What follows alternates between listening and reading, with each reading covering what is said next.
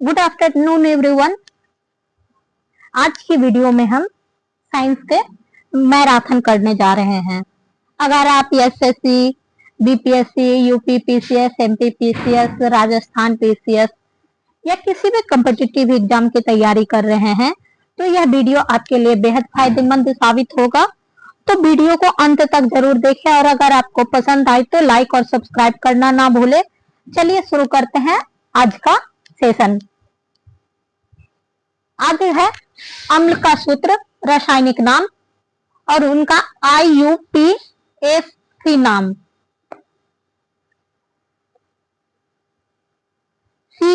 HCOOH का साधारण नाम फॉर्मिक एसिड है। इसका IUPAC नाम मिथेनोइक अम्ल है। HC3COOH साधारण नाम एसिटिक अम्ल है।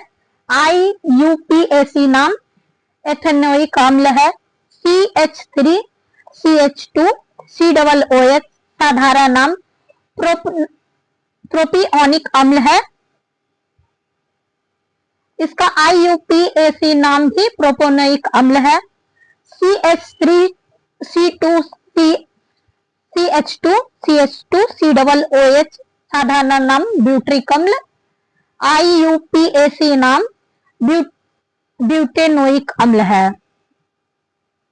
नेक्स्ट है CH3CHCOOH साधारण नाम आइसोब्यूट्रिक अम्ल। IUPAC नेम मिथाइल प्रोपोनोइक अम्ल है। नाइट्रोजन उर्वरक में अमोनियम सल्फेट की मात्रा 21%, अमोनियम क्लोराइड की मात्रा 25%। नाइट्रोजनी उर्वरकों में नाइट्रोजन की मात्रा यानी अमोनियम सल्फेट में 21% नाइट्रोजन होता है, अमोनियम क्लोराइड में 25% नाइट्रोजन होता है, अमोनियम नाइट्रेट में 35% नाइट्रोजन होता है और कैल्शियम नाइट्रेट में 17% नाइट्रोजन होता है। सोडियम नाइट्रेट में 16% नाइट्रोजन होता है और कैल्शियम साइनामाइड में 21% नाइट्रोजन होता है। यूरिया में 45% नाइट्रोजन होता है। फॉस्फेट उर्वरकों में फॉस्फेट सुपर फॉस्फेट में 16 से 46% फॉस्फेट होता है। इसमें फॉस में 48% फॉस्फेट होता है। बेसिक स्लैग में 15 से 25% फॉस्फेट होता है। हड्डी का चूरा में 20 से 35%, रॉक फॉस्फेट में 25 से 30% फॉस्फेट होता है। कैल्शियम फॉस्फेट में 50% फॉस्फेट होता है और मेटा फॉस्फेट में 64% फॉस्फेट होता है। पोटेशियम उर्वरकों में पोटास की मात्रा पोटेशियम क्लोराइड में 48 से 60% पोटास होता है। पोटेशियम सल्फेट में 48 से 50% पोटास होता है। कैनीट में 12 से 16% पोटास होता है। पोटेशियम नाइट्रेट में 44% पोटास होता है। लकड़ी की राख में 3 से 7% पोटास होता है। तंबाकू की डंठल में 4 से 9% पोटास होता है। जूलॉजी में विभिन्न प्रकार के जंतुओं का विस्तृत अध्ययन किया जाता है। बोटनी में विभिन्न प्रकार के पादपों और उनके क्रियाकलापों का अध्ययन किया जाता है। पोलियोबायोलॉजी या जीवाश्मिकी में जंतु एवं पादपों के जीवाश्मों का अध्ययन किया जाता है। पोलियोबोटनी में पादप जीवाश्मों का अध्ययन किया जाता है। इकोलॉजी में सजीव पर उनके चारों ओर के पर्यावरण के प्रभावों का अध्ययन किया जाता है। जेनेटिक्स में जीवों के आनुवांशिक लक्षण तथा वंशानुगति का अध्ययन किया जाता है। फिजियोलॉजी में शरीर के विभिन्न भागों के कार्य तथा विधियों का अध्ययन किया जाता है। पेडोलॉजी में मृदा निर्माण और मृदा के प्रकार इत्यादि का अध्ययन किया जाता है। जेरोंटोलॉजी में मनुष्य में वृद्धावस्था एवं काल प्रभावन के सामाजिक, संज्ञानात्मक, मनोवैज्ञानिक एवं जैविक पहलुओं का अध्ययन किया जाता है। इथोलॉजी में मानव सहित सभी जंतुओं के व्यवहार का अध्ययन किया जाता है। बायोनिक्स में यह यांत्रिक प्रणालियों का अध्ययन है जो जीवित जीवों या जीवित जीवों के अंगों की तरह कार्य करते हैं। बायोनिक्स प्रकृति में पाए जाने वाले जैविक तरीकों और प्राणियों का इंजीनियरिंग प्रणाली और आधुनिक प्रौद्योगिकी के अध्ययन एवं डिजाइन के लिए अनुप्रयोग है। बायोनिक शब्द वर्ष 1958 में जैक ई स्टील द्वारा किया गया था। बायोनॉमिक्स जीवधारियों का उनके वातावरण के साथ संबंध का अध्ययन है। इसे पारिस्थितिकी या इकोलॉजी भी कहते हैं। मायोलॉजी मनुष्य की पेशियों का अध्ययन। मैमोलॉजी स्तनधारी जंतुओं का अध्ययन। बायोनॉमी जीवन के नियमों का अध्ययन। बायोमेट्री गणित एवं सांख्यिकी की तकनीक द्वारा जीव विज्ञान का अध्ययन। फ्रेनोलॉजी मस्तिष्क के विभिन्न भागों की क्रियाशीलता एवं विक्षिप्तता का अध्ययन। एंथ्रोलॉजी फूलों का अध्ययन। एग्रोस्टोलॉजी घास से संबंधित अध्ययन। पैलिनिमोलॉजी विभिन्न प्रकार के पराग कणों का अध्ययन। ऑन्कोलॉजी कैंसर व संबंधित ट्यूमर का अध्ययन। टेरेटोलॉजी शारीरिक विकास में आने वाली असमानताओं का अध्ययन। कॉन्ड्रोलॉजी उपास्थि से संबंधित अध्ययन। ऑस्टियोलॉजी अस्थियों का अध्ययन। सेरोलॉजी रुधिर सीरम का वैज्ञानिक अध्ययन। हिमेटोलॉजी रुधिर का अध्ययन। न्यूरोलॉजी तंत्रिका तंत्र से संबंधित अध्ययन। लिथोट्रिप्सी एक चिकित्सकीय प्रक्रिया है जिसमें किरणों की सहायता से गुर्दे, पित्ताशय, मूत्राशय की थैलियों में स्थित पथरी को तोड़कर मरीजों का इलाज किया जाता है। पैथोलॉजी रोगों की प्रकृति, लक्षण व कारकों का अध्ययन है। पैरासिटोमोलॉजी परजीवी जीवों का अध्ययन है। वायरोलॉजी विषाणुओं का अध्ययन है। बैक्टीरियोलॉजी जीवाणुओं का अध्ययन है। एंटोमोलॉजी कीटों का अध्ययन। मिर्मेकोलॉजी चींटियों का अध्ययन। मैलेकोलॉजी मोलास्क एवं इनके खोलों का अध्ययन। इक्थियोलॉजी मत्स्य की संरचना कारिकी का अध्ययन। स्पेटोलॉजी सर्पों का अध्ययन। हेप्टोलॉजी उभयचर तथा सरीसृपों का अध्ययन। ऑर्निथोलॉजी पक्षियों का अध्ययन। डर्मेटोलॉजी त्वचा और उसके रोगों का अध्ययन। टोफोलॉजी पोषण और पोषण विधियों का अध्ययन। टेटोलॉजी उपर्जित लक्षणों का अध्ययन। नेक्स्ट है प्रमुख शब्दावली एवं संबंधित उत्पाद। एपीकल्चर व्यापारिक सतह पर शहद उत्पादन तथा फसल में परागण हेतु मधुमक्खी पालन। एविकल्चर पक्षी पालन। एक्वाकल्चर जलीय जीव जंतु एवं वनस्पतियों का संवर्धन। एल्गाकल्चर इसके अंतर्गत शैवालों की कृषि की जाती है। पीसीकल्चर मछली या मत्स्य पालन। एग्रीकल्चर फसल संवर्धन, पशुपालन तथा कृषि से संबंधित विज्ञान। सेरीकल्चर कच्चे रेशम के उत्पादन हेतु रेशम कीट का पालन। सिल्वीकल्चर वन संवर्धन। स्पंजीकल्चर स्पंज संवर्धन। फ्लोरिकल्चर फूलों की खेती या पुष्प कृषि। ओलेरीकल्चर सब्जियों की कृषि। अर्बोरिकल्चर वृक्षों एवं झाड़ियों की कृषि। हॉर्टिकल्चर फूलों, फलों, सब्जियों तथा मसालों की खेती। पोमोलॉजी फलों की कृषि। एग्रोनॉमी फलों की खेती। वर्मीकल्चर कृषि उत्पाद में वृद्धि हेतु केचुआ पालन। ऑस्ट्रीकल्चर व्यापार हेतु सीपों में कृत्रिम प्रजनन। पॉलीकल्चर जैतून का उत्पादन, संरक्षण तथा व्यापार। हेलीकल्चर घोंघों का संवर्धन। विटीकल्चर अंगूर उत्पादन। मैरीकल्चर मानव उपयोग हेतु समुद्री जीव जंतु एवं वनस्पतियों का संवर्धन। मोरीकल्चर शहतूत की खेती। हाइड्रोपोनिक्स, एरोपोनिक्स या एरो कल्चर मृदा विहीन पादप संवर्धन। प्रमुख विटामिन स्रोत और उनकी कमी से होने वाले रोग। विटामिन ए का रासायनिक नाम रेटिनॉल है। इसकी कमी से रतौंधी, जीरोपैलिथीमिया का संक्रमण और त्वचा की कोशिकाओं में परिवर्तन होता है। विटामिन ए का प्रमुख स्रोत गाजर, हरी सब्जी, दूध, मक्खन, अंडा, यकृत, मछली का तेल है। विटामिन बी1 रासायनिक नाम थायमिन। कमी से उत्पन्न रोग बेरी और वृद्धि रुकना। प्रमुख स्रोत अनाज, फलियां, सोयाबीन, दूध आदि। Vitamin बी2 cheilosis. विटामिन बी2 की कमी से किलोसिस होता है। प्रमुख स्रोत पनीर, अंडे, यीस्ट, मांस। विटामिन B3 नियासिन या निकोटिनिक अम्ल। टेलेग्रा विटामिन B3 का स्रोत ईस्ट, मांस, मछली, अंडा, दूध, फलियां आदि। विटामिन B5 पैंथोनिक अम्ल, पैंटोथेनिक अम्ल। कमी से होने वाले रोग, चर्म रोग, वृद्धि कम, बाल सफेद। अंडा, दूध, मांस, मूंगफली। Vitamin B6 पाइरिडॉक्सिन।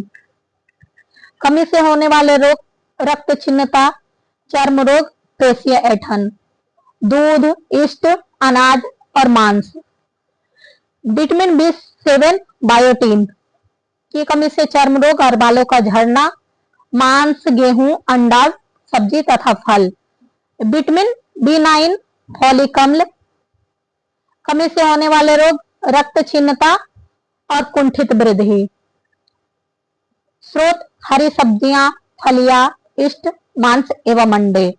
Vitamin B12 cyanocobalamin. कमी से होने वाले रोग, घातक रक्तहीनता।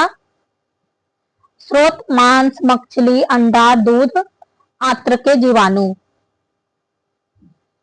विटामिन B12 की कमी से घातक रक्तहीनता और तंत्रिका तंत्र की गड़बड़ी होती है। विटामिन C स्कॉर्बिक अम्ल।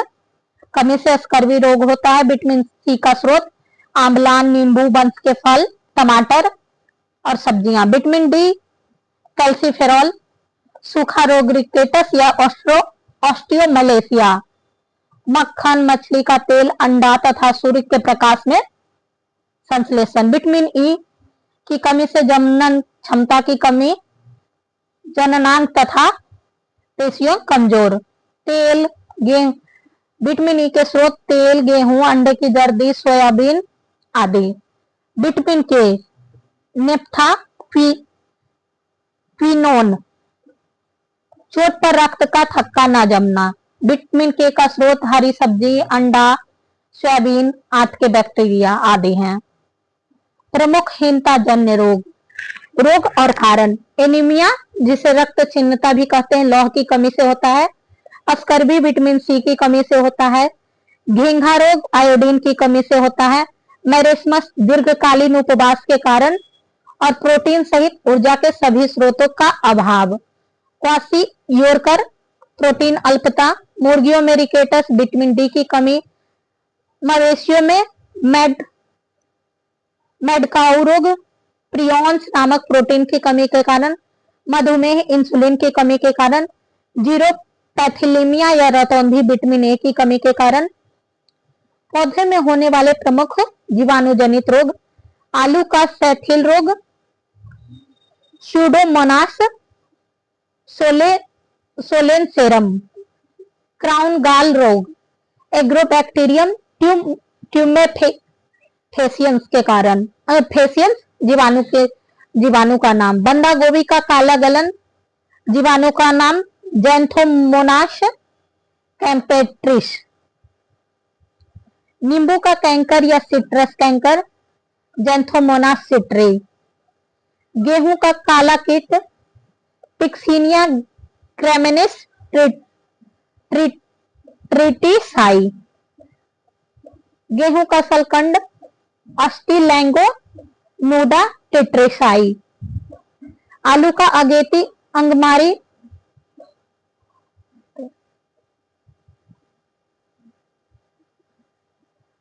अल्टरनेरिया सोलोनी। आलू का पछेती यानी विलंब अंगमारी, फाइटोफथोरा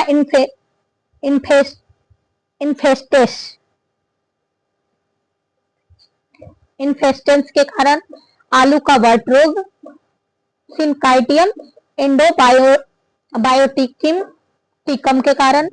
मूंगफली का टिक्का रोग, सर्कोस्पोरा पार्सोनेटा के कारण। गन्ने का लाल गलन रोग, कैलेटोट्राइकम थालकेटम के कारण। धान का भूरी पर्णचित्ती, हेलेमिथोस्पेरियम ओराइडी के कारण। अरहर का मिलानी फ्यूजेरियम उडम के कारण। प्रमुख दिवस और दिन। अंतर्राष्ट्रीय योग दिवस 21 जून को मनाया जाता है। विश्व मलेरिया दिवस 25 अप्रैल। विश्व तपेदिक दिवस 24 मार्च को। विश्व पर्यावरण दिवस 5 जून। विश्व खाद्य दिवस 16 अक्टूबर को मनाया जाता है। विश्व पशु दिवस 4 अक्टूबर को। विश्व ओजोन दिवस 16 सितंबर को मनाया जाता है। विश्व कुष्ठ रोग दिवस जनवरी का अंतिम रविवार। विश्व मधुमेह दिवस 14 नवंबर को। विश्व एड्स दिवस 1 दिसंबर को। विश्व अल्जाइमर दिवस 21 सितंबर को। विश्व स्वास्थ्य दिवस 7 अप्रैल को। विश्व थैलेसीमिया दिवस 8 मई को। विश्व पोलियो दिवस 24 अक्टूबर को। विश्व गाठिया दिवस 12 अक्टूबर को। विश्व मानसिक स्वास्थ्य दिवस 10 अक्टूबर को। विश्व हेम्योपैथी दिवस 10 अप्रैल को। पृथ्वी दिवस 22 अप्रैल को मनाया जाता है। नेक्स्ट है विभिन्न संस्थान और उनके केंद्र। राष्ट्रीय प्रतिरक्षा विज्ञान संस्थान नई दिल्ली। राष्ट्रीय कोशिका विज्ञान केंद्र पुणे महाराष्ट्र। डीएनए फिंगरप्रिंटिंग और डायग्नोस्टिक केंद्र हैदराबाद तेलंगाना। राष्ट्रीय पादप जीनोम अनुसंधान संस्थान नई दिल्ली में। राष्ट्रीय मस्तिष्क अनुसंधान केंद्र मानेसर गुरुग्राम हरियाणा में। जैव संसाधन एवं सतत विकास संस्थान इम्फाल मणिपुर में। राष्ट्रीय विषाणु विज्ञान संस्थान पुणे महाराष्ट्र में।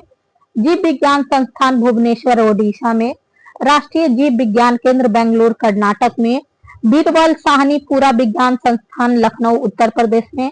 राष्ट्रीय चिकित्सा विज्ञान अकादमी नई दिल्ली में। वन अनुवांशिक एवं वृक्ष प्रजनन संस्थान कोयम्बटूर तमिलनाडु में। सूक्ष्म जीवी प्रौद्योगिकी संस्थान चंडीगढ़ में।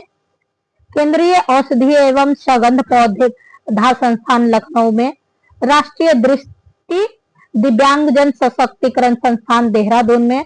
राष्ट्रीय गतिशील दिव्यांगजन संस्थान कोलकाता में।